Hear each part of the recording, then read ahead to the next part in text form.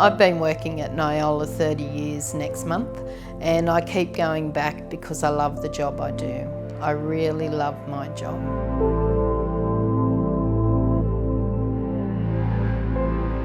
I grew up here in Parkes. I'm a local girl, born and bred here. Back when I started, there was no work health and safety.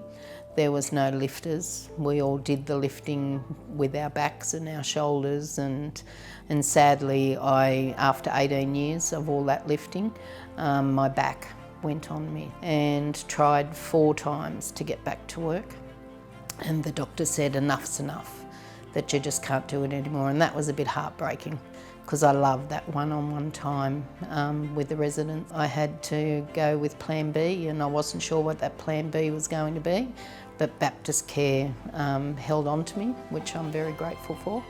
And aged care funding came into play, and they asked me if I'd take on the funding and learn it. And then work health and safety officer stood down, so they asked me if I'd take that on.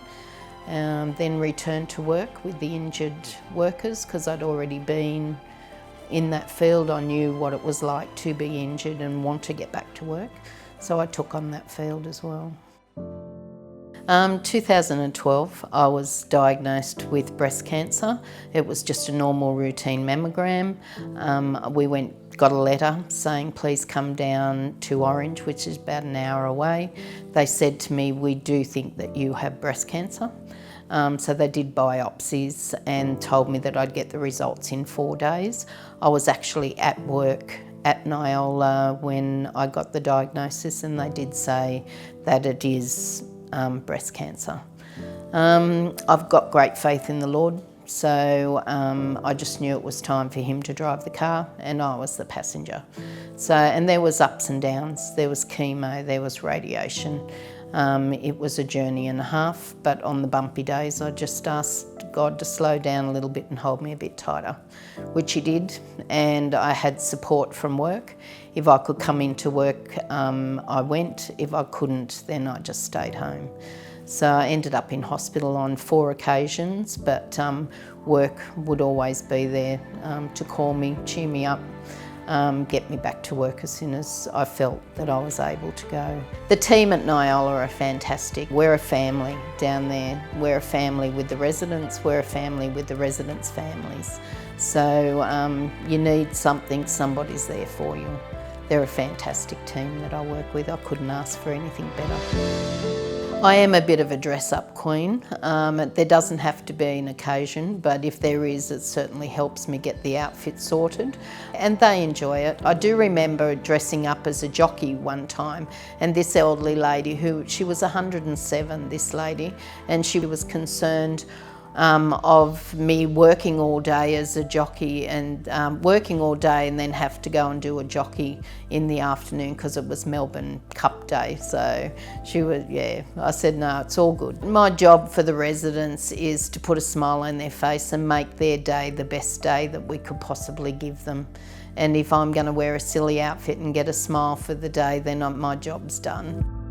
When I was a child, my auntie Alma, I used to always tell her I'm going to look after her. She's now 94 and she needed to come to Nyola and as respite. And I always used to tell her, you come to Nyola, Auntie Alma, and I will look after you. I'll even put gold taps in that bathroom for you. So she had to come for some respite, which she did. And she said, where's my gold taps, Andrea? And I thought, oh no.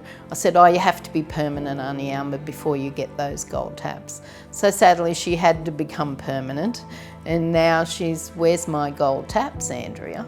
So we took her out for her 94th birthday, and while they were still out eating a lunch, I raced back to Nyola and got some gold ribbon and gold balloons, and I wrapped up all those taps gold as I could, and she came back and she just laughed and laughed. She said, you are your father's daughter, and yeah, because my dad was a bit of a jokester, which is her brother. So yeah, and she's settled in, and I promised her I'd look after her, and that's what I'm doing. I keep going back each day for the team. The team are there, and the residents. The residents are our main focus, but I certainly have a great team, and I I'm the go-to girl, the GTG, the go-to girl, and Mrs. Fix It. If something's broken, they'll bring it to me, or can I fix this? So I think they'd be lost without me if I didn't turn up.